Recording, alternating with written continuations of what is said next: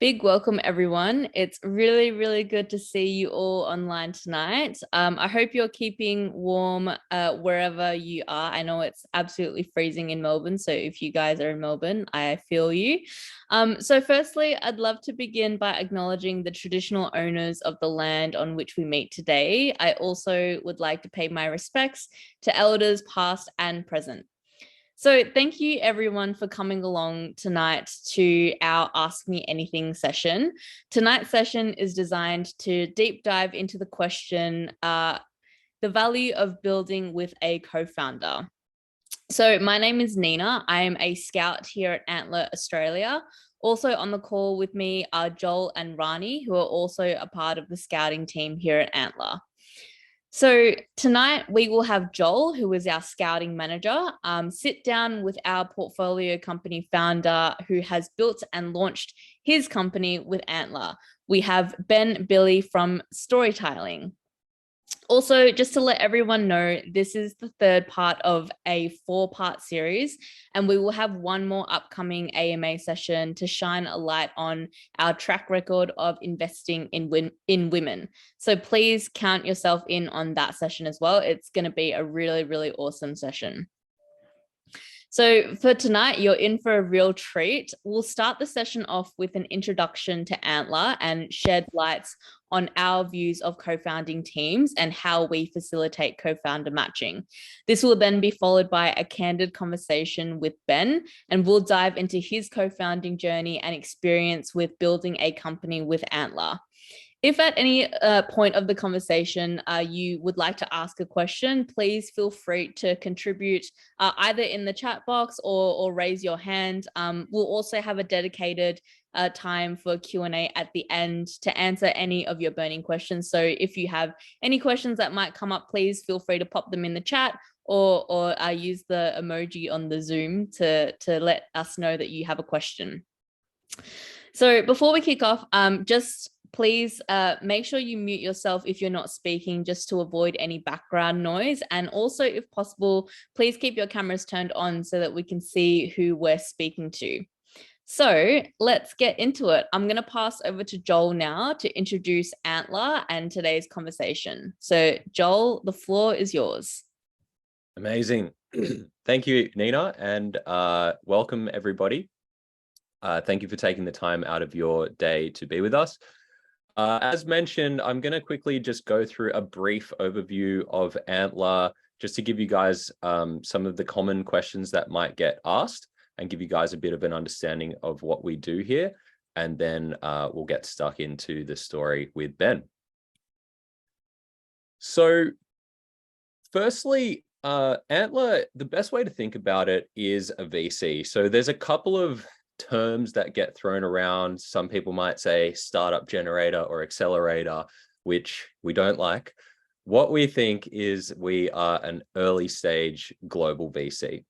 And the reason that that's so important is because these days, the best startups are going global anyway, right? And so you want to be working with an investor that can help you all the way. So Antler is actually in 6 continents, and we've made over 600 investments to date with $500 million worth of assets under management. One super exciting thing that's only happened very recently is the close of our global follow-on fund called, which has been raised, somebody correct me if I'm wrong, but I think it was $285 million. US dollars. So the purpose of that fund is essentially, if you create a company with Antler Australia, we effectively don't have the funds to take you all the way to IPO. What we can invest is up to Series B. But if you do happen to hit it big and you need to go global, Antler actually has global follow-on funds to basically accelerate your company worldwide. So since 2019, Antler Australia has backed 300 founders across 100 companies. And the most important thing to note here is that we invest in a wide range of industries. So for us, this is to mitigate concentration risk, but for you guys, this is amazing because it effectively means that you could come to Antler with any idea across any industry, and we can take that into consideration. If you speak to a lot of VCs, not just in Australia, but throughout the world, they are often going to be industry specific. So there will be fintech focused VCs, green tech focused VCs, consumer tech focused VCs, and effectively, if you're not within their wheelhouse, they won't really even talk to you. Whereas obviously with Antler, we're basically happy to talk to anyone. There are a couple of things that we do look for though. Of course, your company needs to have the ability to be a globally scalable VC-backed company. So the next thing that I want to quickly touch on is the types of people we look for and who we invest in. So broadly speaking, there are 3 archetypes of people that we look for. We look for tech and product builders. So these are often going to be software engineers, CTOs, effectively the builders of whatever company it is that you have. The second archetype that we look for is business operators. So this is going to be CEOs, MBAs, people with sales and marketing experience. And the third that we look for are domain experts. So the domain experts are generally people with, let's say, 10 to 15 years of experience in a single industry, or they have completed a PhD that they're looking to commercialize. So the crux of what we want to get to tonight, and the main theme of what we're talking about, is why we invest in great co-founding teams, why you should be thinking about building with a co-founder, the benefits of that. Because I think the startup journey can be difficult. And a lot of people think that, it's going to be easy, but it's actually going to be very, very difficult. So the best way to kind of mitigate that is by doing it as a team. So one way to think about it is that a founding relationship is like being in a marriage, but many founders' relationships actually come together much quicker than a marriage, with much less dating time involved. And this is one of the things that the Antler program is designed to optimize and expedite. This analogy of dating and in real life relationships happens to come up a lot. And it is one of the analogies that we do like to use, because it actually is a relationship, right? And it's very, very similar to a relationship with any loved one. There's going to be hard times, there's going to be easy times, there's going to be hurdles that you need to get through. And effectively, you really want to be on the same page and working together as a team to achieve the best outcome. So what does a great co-founding team look like? So some differentiation is definitely good. And effectively, what we are looking for in a good co-founding team is firstly, complementary skill sets. So as I mentioned before, we've got the 3 archetypes. It really doesn't make sense if you come to Antler and you have a co-founding team with 3 commercial founders, or 2 domain experts, or 2 tech people. We ideally want to see what we call a builder and what we call a seller.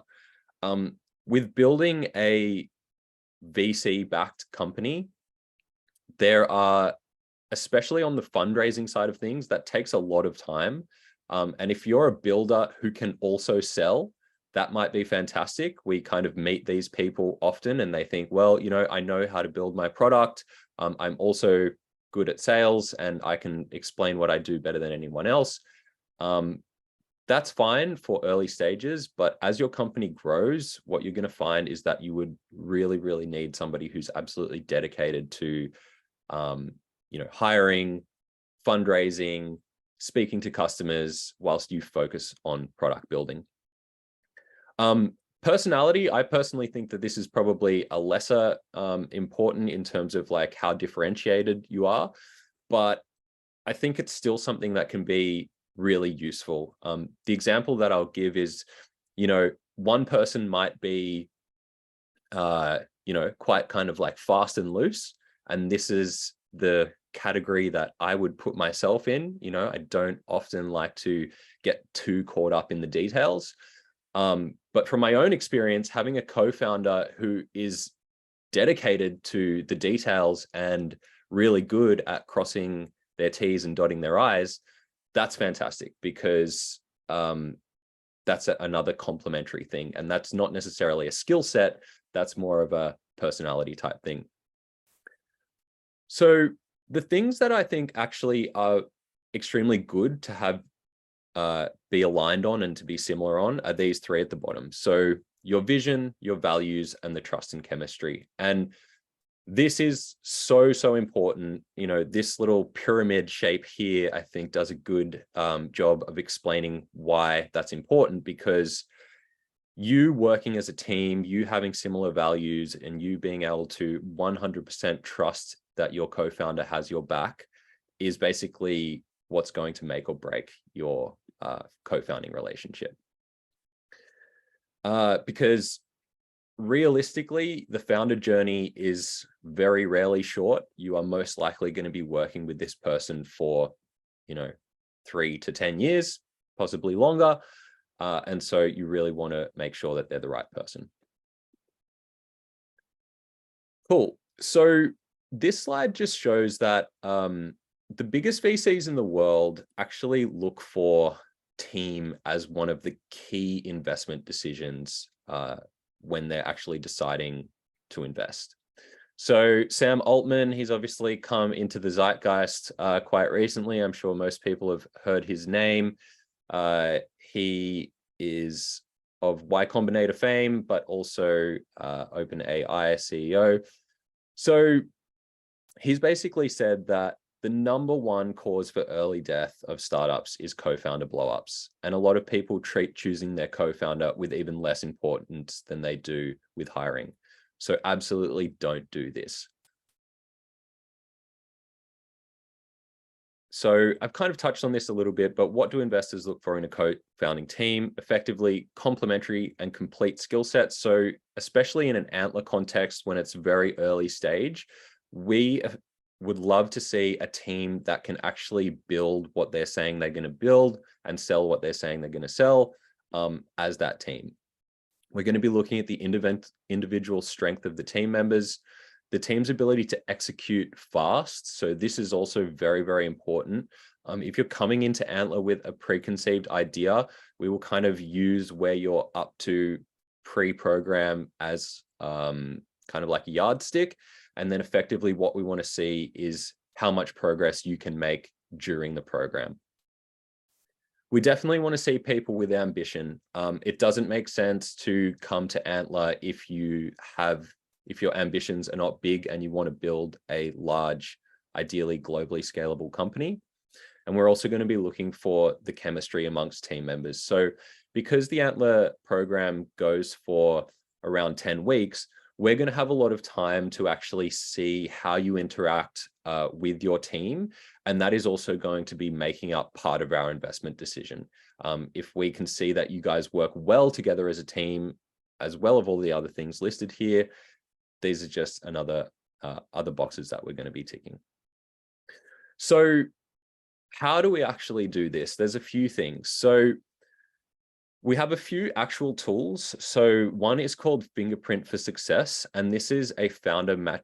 This matches founders against critical motivations, why they are actually in business, what they want to achieve, and also helps pick up and identify team blind spots. So basically what happens is both co-founders will take the Fingerprint for Success test, and it will spit out a report to say how you guys are aligned, how you guys aren't aligned, and will bring out any kind of red flags that we could start to work through before things get too serious.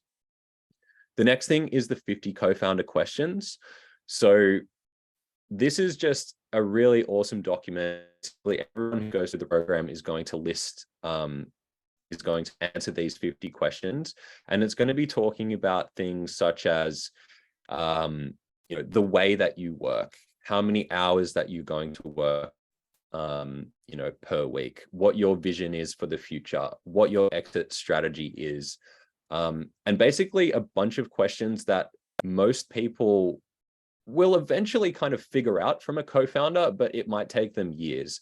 So effectively what we're trying to do is expedite this process so that when you're assessing who the person is that might be your co-founder, because you might be going on multiple dates with your co-founders, you can kind of use these questions to get to the bottom of whether or not this person fits your values and the way that you think. So there's also the Antler Hub. So you're going to have all of your skills and profile listed there for people to kind of go through. And the fourth thing here is the actual sessions that we run during the formation and validation stage of the program. So you'll have a bunch of time to do one-to-one sessions with co-founders, but what almost everybody I've spoken to loves the most during the formation and validation sessions are the design sprints. So based upon the feedback that we've had from the last kind of 2 cohorts, we're going to actually be focusing a lot more on design sprints for the August 14th cohort. And the reason for that is that you can sit in front of somebody and ask them all of the questions and, get to see what their answers are about themselves.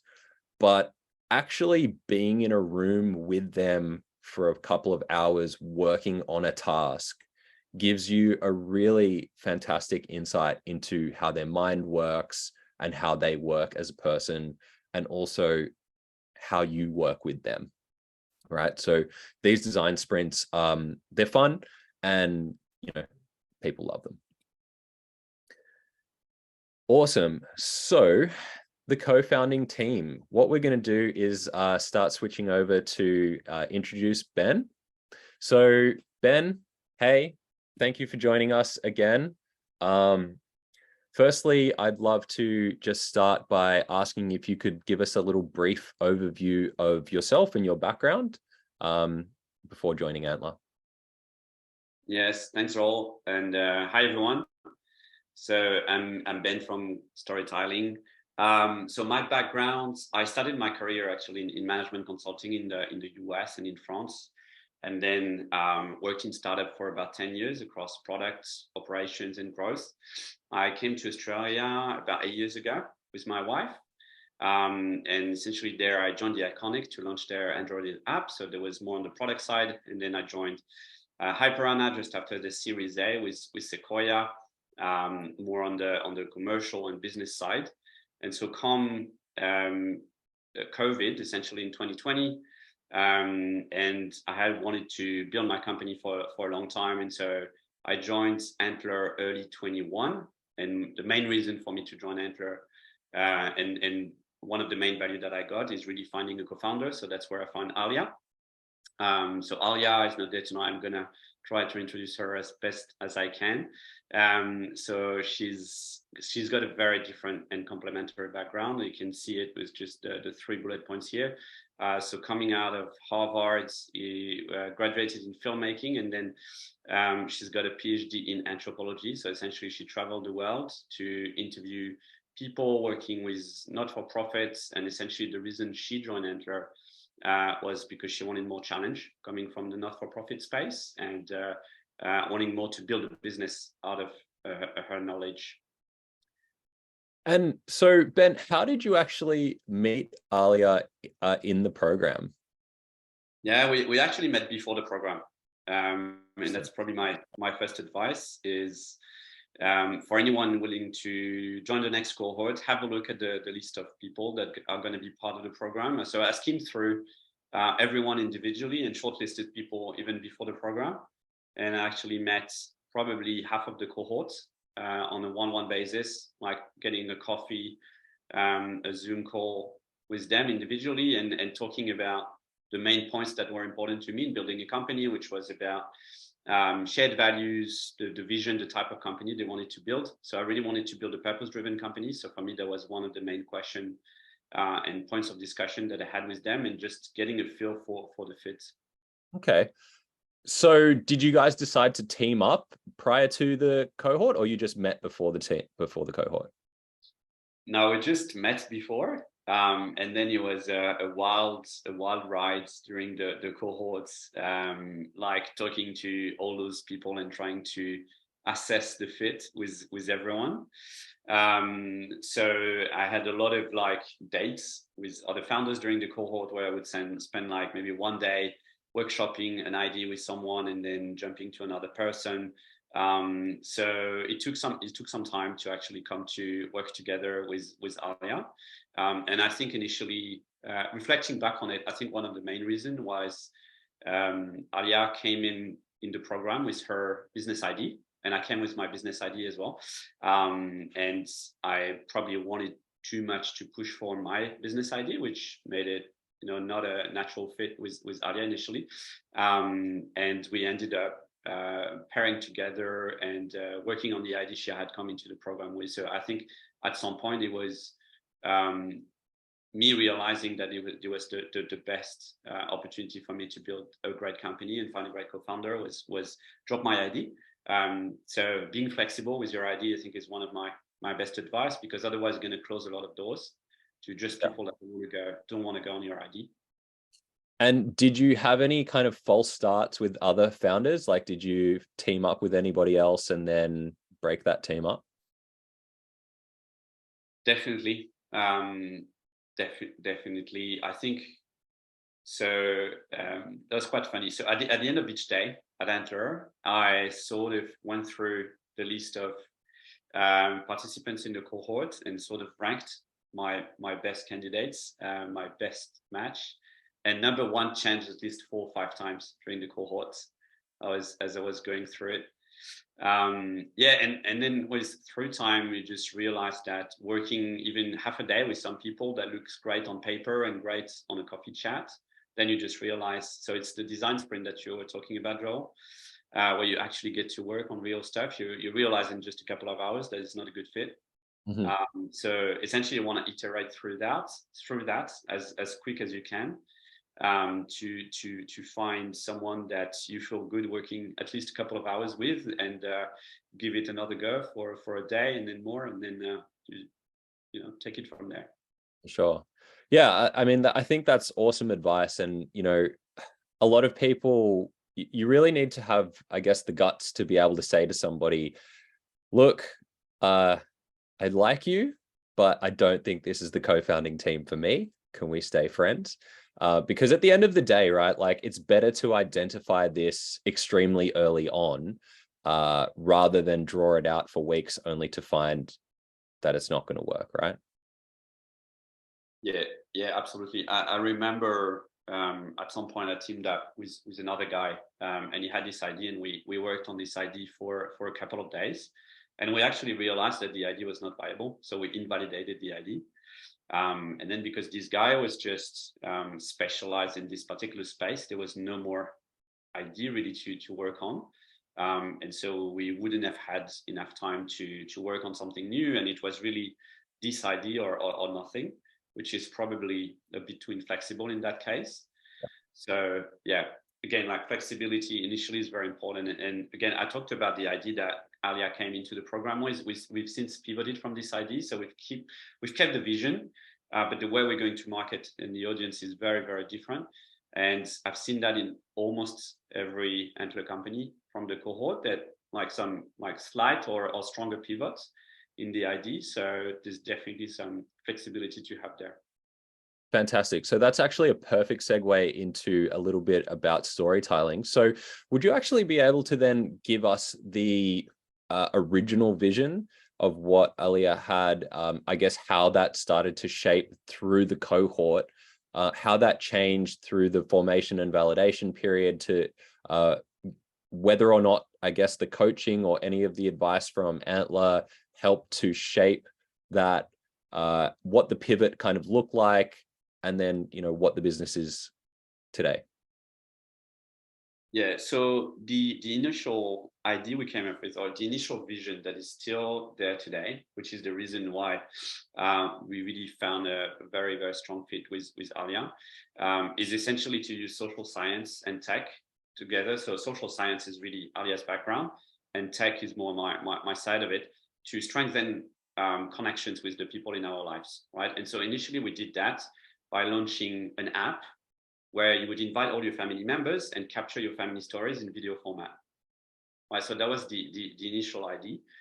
We still have the same vision. Now we used it in quite a different context. So essentially, we're now mainly focused on B2B. And we're offering companies an easy way. So we're still using video, it's still at the core of our product. We offer them an easy and automated way to create personalized videos in the context of recognizing their employees for special milestones. So it starts from joining the company, so welcoming someone to the company, celebrating their work anniversaries, their achievements, all the way to farewell, right? Thanks for that. And people can still use it in their personal life as well, for like weddings and birthdays. We've operated the pivot probably a bit over 6 months ago now. And we've had really, really good traction in the B2B space, with more than 20 companies in pilot, as written on this slide. We've got Google as a paying customer. We've got Robinhood as a paying customer. We're very focused into the tech space. And now we're raising to accelerate this traction. So that's really exciting. Fantastic, man. That's such a cool story, and well done on all the traction that you guys have had so far. I guess, how do you feel about, you said you're raising now, like how are the early conversations going? Is it feel different from when you were in the Antler program speaking to outside VCs? Can you shed a bit of light on that? Yeah, so as a reminder, so we did Antler in early 21. So there was two years, a bit over 2 years ago. So out of IC, we essentially raised a round with angels mainly back then. So we raised about $500,000. And if you guys have followed the tech news in the last 12 months, the fundraising landscape has changed a lot. So essentially, out of Antler, we raised a round fairly easily, I would say. A lot of our investors were direct introductions from Antler. So now we're raising again. What we're doing is essentially coming back to our existing investors, and we've had strong support from them. And now going into the market to complement the rounds with new investors. So again, leveraging Antler. So we still have some great support and interest from Antler. We can see that there's much less people raising in the market at the moment. So there's something to take into account. Even if we have like probably a much better traction than 2 years ago, there's less people out there investing in startups. So something to be aware of. I would say still Antler is a great support in our race today. Fantastic. So I want to just bring it a little bit back to co-founding teams. So you mentioned when we were speaking before that you actually had a third co-founder when you were leaving Antler.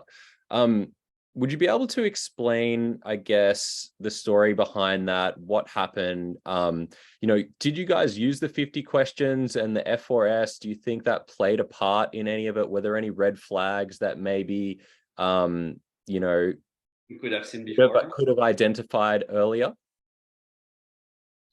Yeah, so for context, our third co-founder was a tech guy, so our CTO, Pete, and he left about 3 months after Antler. So that was nearly 2 years ago now.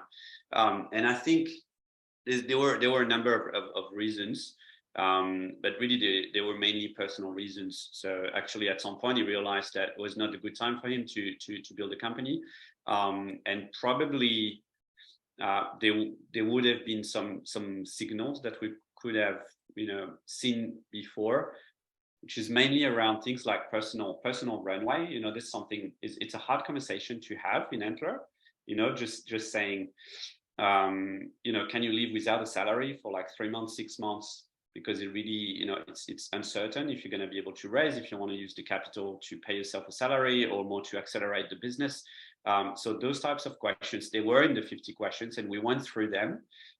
There's probably we didn't have that conversation strongly enough at that point.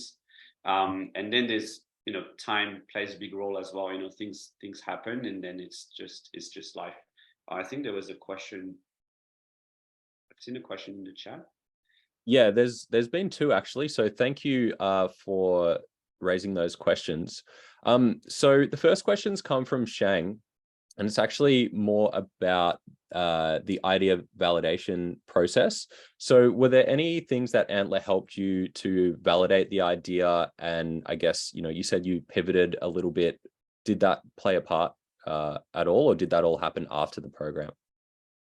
Yeah, thanks, Shang, for the question. So the pivoting happened after the program. It happened like quite probably 2 years after the program. But the way Antler helped with the ID validation is, I mentioned I came up with an ID and Alia came up with an idea, right? And so during Antler, you have one-on-one coaching conversations with some of the Antler coaches, and essentially they go through your ID and try to knock it down. And that's why you get very valuable feedback, and in particular on some of the weaknesses or the things that you need to de-risk for your ID to be viable and to go through IC. And probably through that process, that's how I realized personally that the idea I came up with was not as strong as Alia's ID for a number of reasons. And that was mainly through those coaching sessions. So that helped kill the ID quite early into the program, and essentially understand that going with Alia's ID was probably a good move.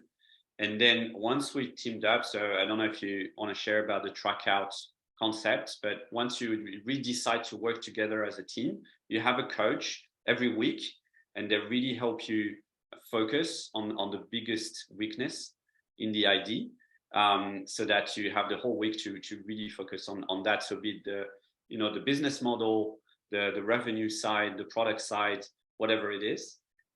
So it's a great way to help with ID validation. Awesome. Great.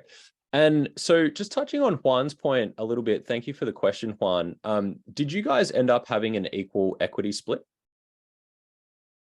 Oh, yeah. Yes. And I think this is, for us, this was one of the things that was very important in terms of shared values between founders. And we had that between the three of us. So Alia and Peter, it was like everything equal split. So equity, salary, everything at an equal level. That was one of the things I was coming into the program. I was really looking for a peer, not someone that would be more senior or less senior than me. So I was also looking for people at a similar stage in terms of professional growth. Yeah. Now I know that other teams have done differently. It's not they don't force. I don't think Antler is forcing anything on co-founder equity splits. Yeah, so I can touch on that a little bit. So there's going to be, like, we don't force any equity splits upon anyone, but we do have a very, very, very strong suggestion that everything should be equal, right? There may be exceptional cases where somebody has put in a significant amount of money or a significant amount of, it may be time, or maybe they've done a PhD that they're looking to commercialize, something like that. But even in these cases, we still kind of highly recommend that, as Ben's kind of saying, you want to take somebody on as a peer. You really want to be equal with this person. The reason being is that for the majority of Antler companies, even if you've been working on an idea for a couple of months, or, you know, I mean, it's rarely going to be much longer than that, because you may not be eligible for Antler. When you add the total time up that you're likely going to be working together, let's say you've been doing something for 3 months and you want to argue for a higher equity split, well, you're only 3 months into a potentially 10-year long journey, right? So even if you have a 1% equity difference, there's always at the back of the other person's mind, I'm not their equal, right? And so I think that can be, especially when you're talking about founding a company together, basically from the, you know, bottom up, it's very helpful to be equal. Yeah, and if I can add to that, Joel, I think this is really something like psychological and emotional. People need to feel like the setup is fair, and even 1%, if it feels not fair, it's going to have an impact in the long term on the commitment, the motivation, because you're going to start to look at what the other is doing. Is that fair? If the situation changes a bit, so it's really, really important, and it's a number, but it's mainly a psychology behind it. For sure. I 100% agree with you. While we're actually talking about psychology and emotions and this kind of stuff, one of the things I wanted to ask you was, have there been any, I guess, times where you guys have helped each other as co-founders, outside of work, potentially with, other things going on in your life? Like, has there been this emotional support part of being a co-founder? 100%. 100%.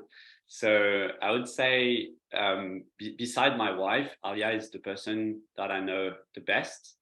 And I've only known her for 2.5 years, right? So we've gone very, very deep in sharing about our personal life. I know like every member of her family, I've met them. Same for her. So in the last 2.5 years, a lot has happened to us personally as well. So we've supported each other through that, because also there's a potential impact on the company in terms of motivation, in terms of the time you have available. So that's really key. And I think what I learned personally as well so using this tool that you mentioned, F4S, that really help you understand the dynamic between founders and some patterns of behaviors that you might have in your dynamic. Analyzing this, it helped me understand some patterns that I had in my personal life with my wife as well, that I'd never been aware of. And so essentially work on myself and my bias from a personal perspective.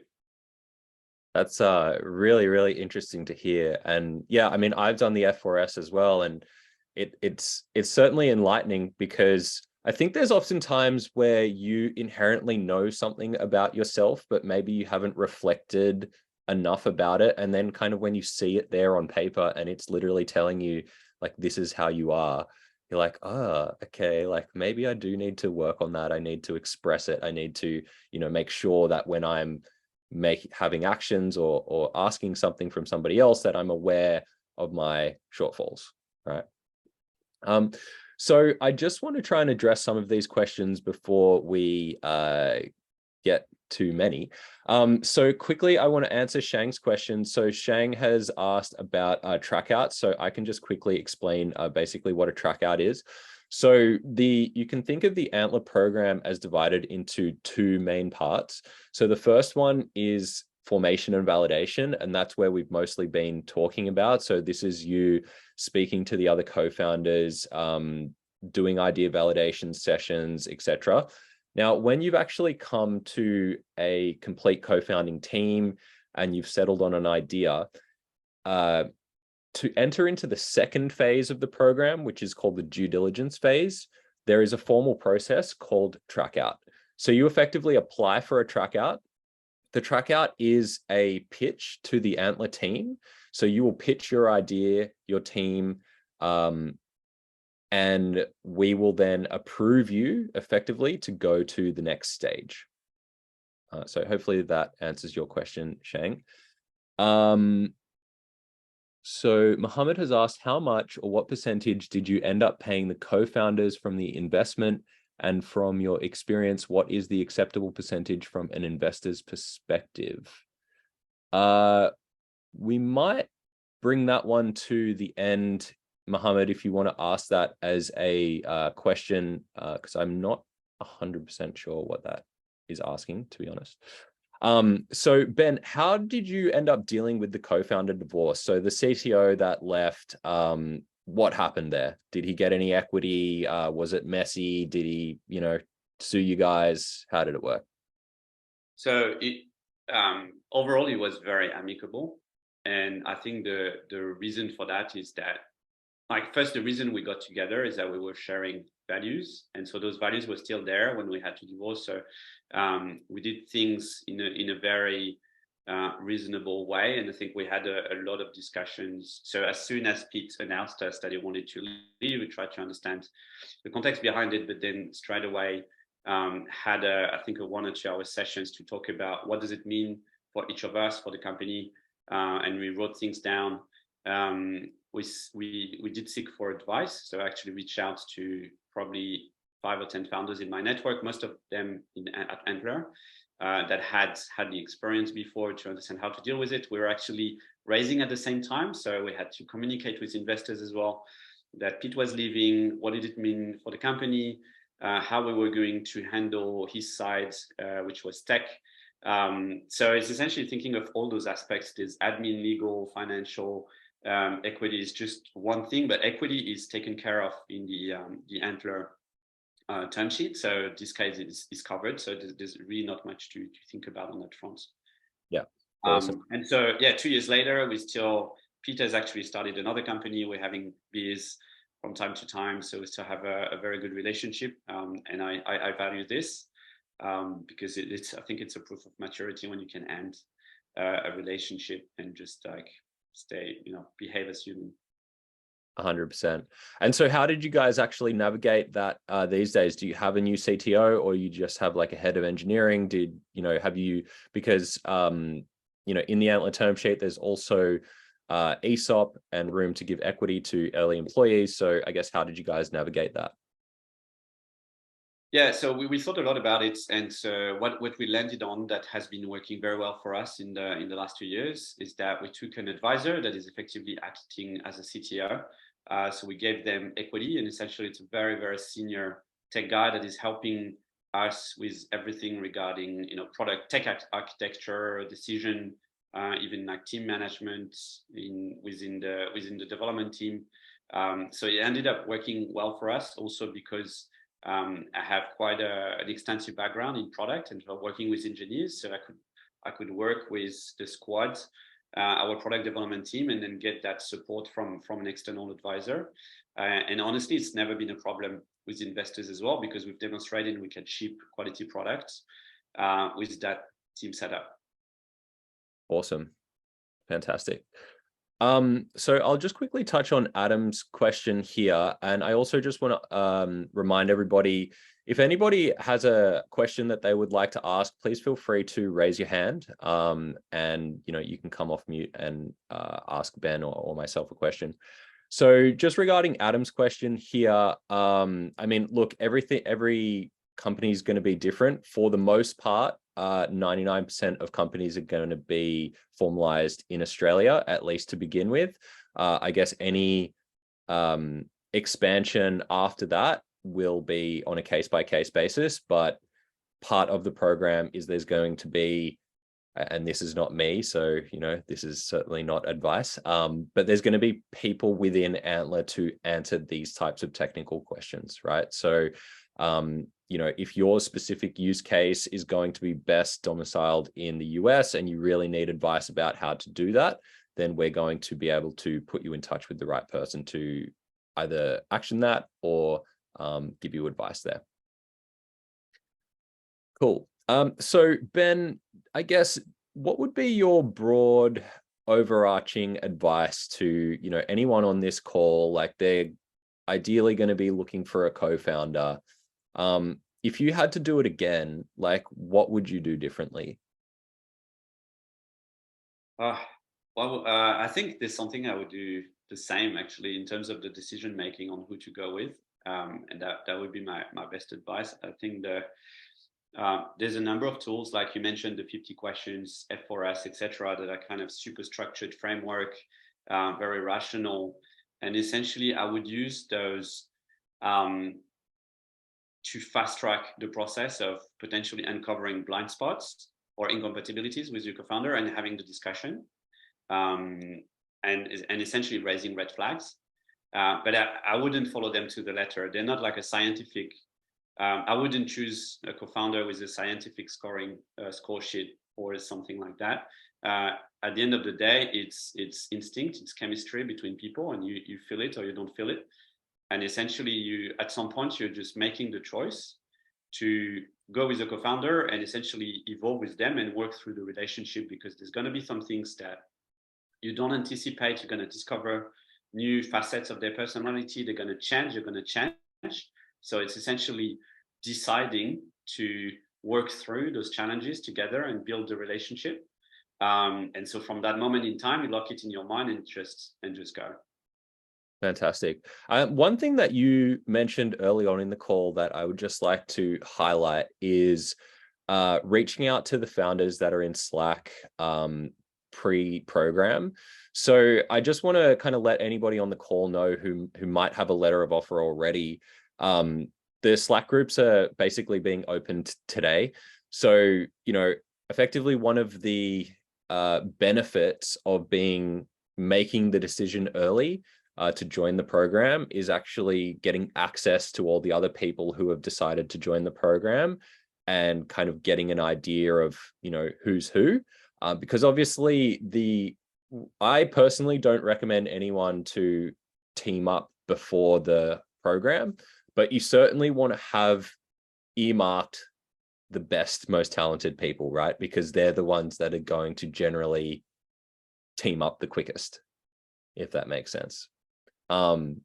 Just before we get to Shang's question, did that happen at all, Ben? Like, was there anyone kind of like, I know obviously you ended up with the best co-founder that could possibly have been, but like, did you see that like teams formed really early and you were just like, oh, that could have been a good person? I guess in my case, I really try to anticipate as much as possible. So there's actually, I mentioned I met probably 40 or 50 founders before the program. And then from there, I had second discussions with a number of them, maybe 5 of them. And then we started to have workshops. So I didn't properly team up, but actually dig into the relationship before the program started.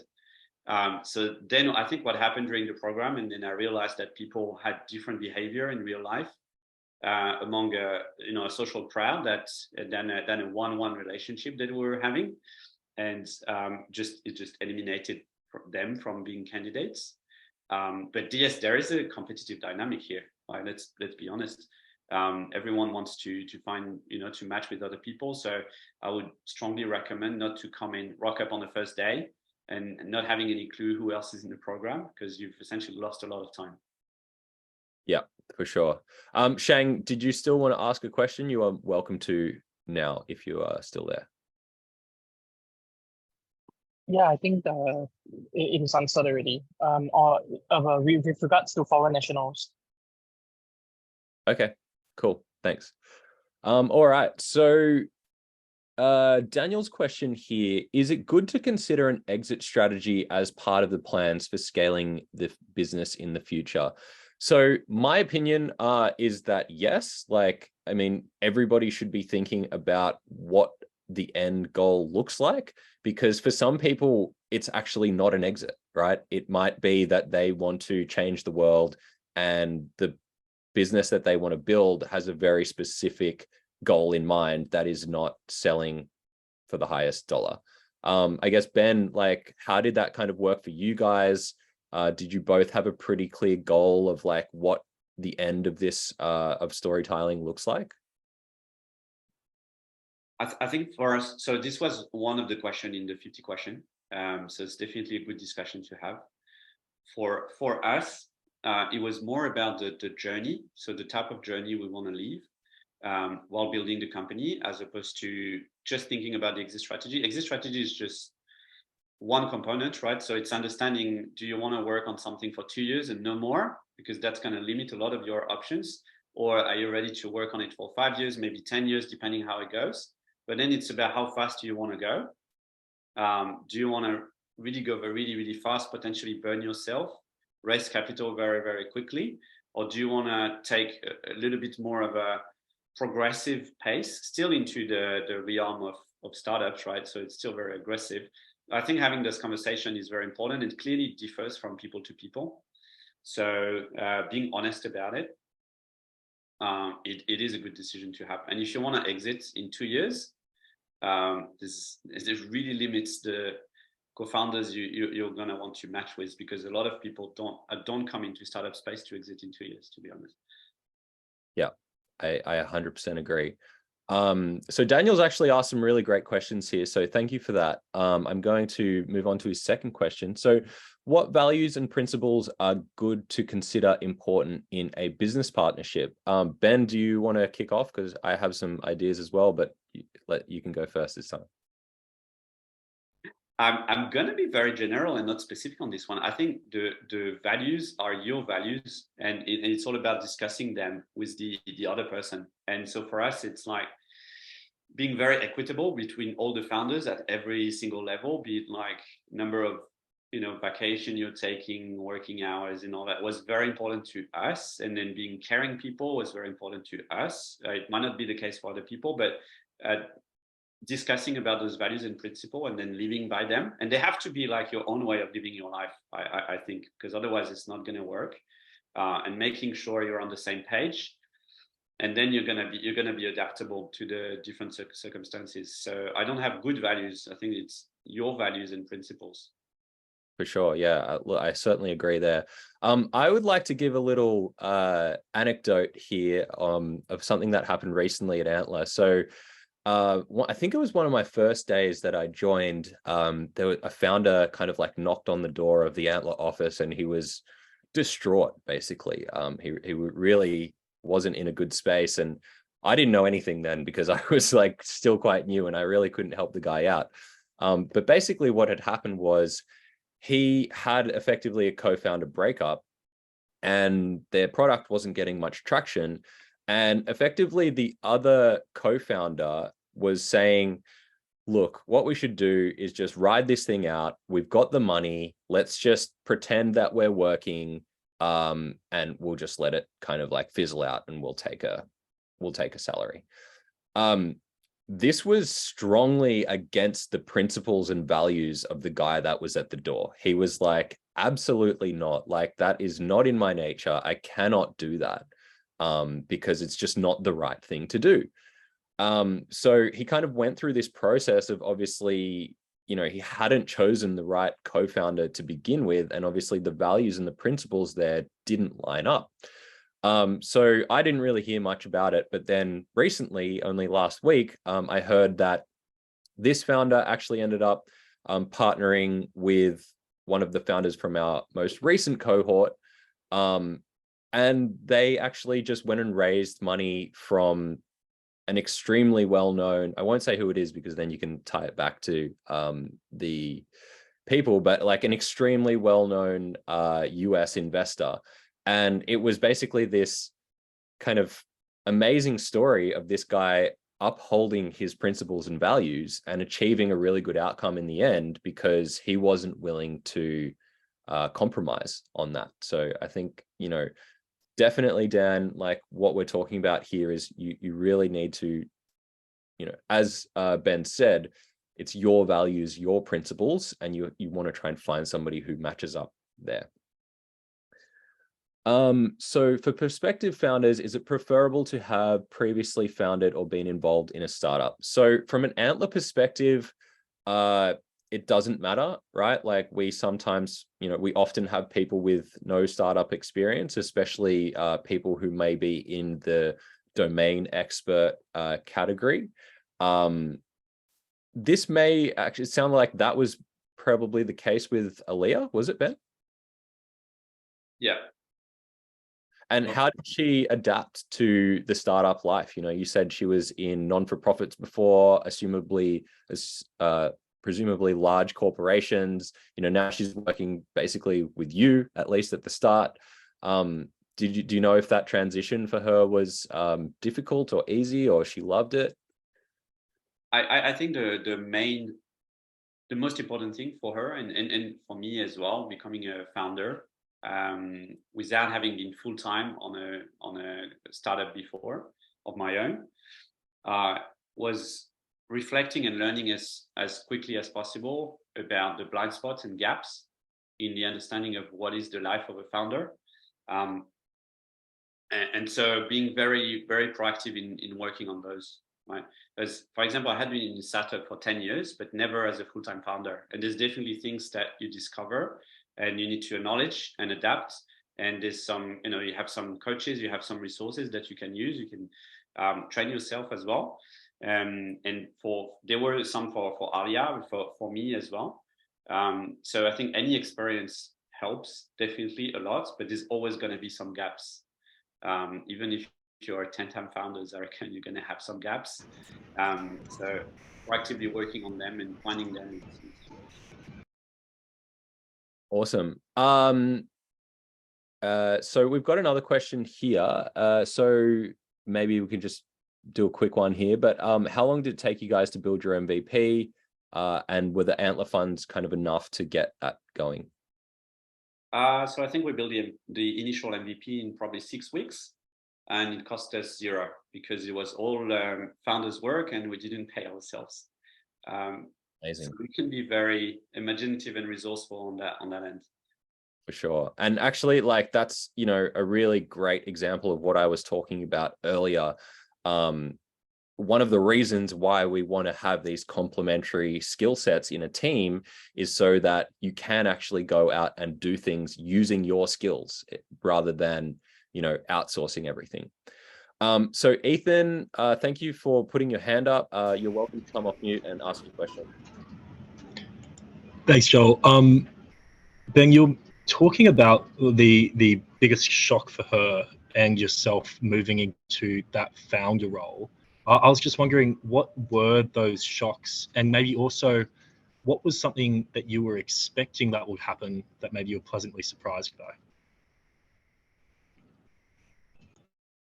Okay, so this is something that comes very clearly from Alia's perspective. So she was coming from an academic background, and something was really, really new to her was the jargon. And so getting used to words like traction, MVP, ARR, and like all those jargon terms, and the way you talk to investors, which is actually you need to be sharp and direct. You're not like telling stories. Adapting to that, like, was something that was needed even before leaving Antler. So to get through IC, there was something she needed to adapt very quickly, and she demonstrated that she could do that. On my end, I think something I really didn't expect is the impact of time. So Antler is like very short period of time, and then you actually go out in the wild and start building your company, and the impact on time, 1 year in, 2 years in, on your level of like your personal resilience, your motivation, the impact on, for example, not paying yourself for some time, the impact on this on your psychology. I didn't expect that, and that's something that you only discover with time. And definitely being a startup employee before, I've never been exposed to that. So those are things that come with time. Does that answer your question, Ethan? Yeah, no, that does. I guess maybe as a build on that, you had noticed, I imagine, that the founders, when you're working startup, did have that time pressure, and you were still shocked, do you think? Sorry, can you say it again? So when you were working in that initial startup, you saw the time pressure that the founders were under, or did you not see that? No, I think in terms of pressure, what is clearly different is the personal stake. So right. When you're working in a startup, whatever you do, you're going to have your salary at the end of the month. If it doesn't work, you can jump in another startup. When you're committing to your own startup, you're putting a lot more work and energy and stake. It feels like a big life stake for you. And that you can't feel that when you're part of another company and you're sort of like protected by the founder, right? I used to work very closely with founders, but I was not the founder. And so there's a lot of exposure to that pressure that you don't get. You don't get the pressure from investors, all the expectations around you, expectations from people in your life and network as well, because in a way, everyone is sort of, having an eye on what you're doing with your company. And one way or another, they're going to judge you. And after 6 months, 12 months, they're going to come back at you and want to understand how well you've been progressing. And all of that, you're not feeling as an employee, you're only feeling it as a founder. Yeah, no, definitely. That makes a lot of sense. Thanks for sharing. Thank you, Ben. Yeah, that was super insightful. Especially the jargon part. That's actually not something that I really had thought about too much. You kind of just get so used to it working in startups and VC that, you say these terms 1,000 times a week. And so you just think that everybody knows them. But of course, if you're coming from, a university or from academia, you know, you probably never even heard these words, right? So Exactly. Yeah. very, very cool. Awesome. Well, look, I think we're pretty close to time. Ben, this has been a really, really insightful conversation for me. Thank you so, so much for joining us today. Do you have any kind of closing comments or anything you would like to, you know, let everybody know? I think I want to say good luck to everyone in your startup journey. If you want to reach out, I've actually had great conversations with a number of founders before they joined previous cohorts. I enjoy sharing my experience, so feel free to reach out to me on LinkedIn or other. I will respond. And otherwise, yeah, great choice to jump into the startup space and build your own company. It's going to be a great journey. Amazing. Thank you, man. Thank you, everybody, for joining us. And just a quick reminder, so we will have one more AMA in 2 weeks' time, and those links are there in the chat for you to sign up. So thank you all. Have a beautiful evening, and yeah, hope to speak to you soon. Bye, everyone. Thank you.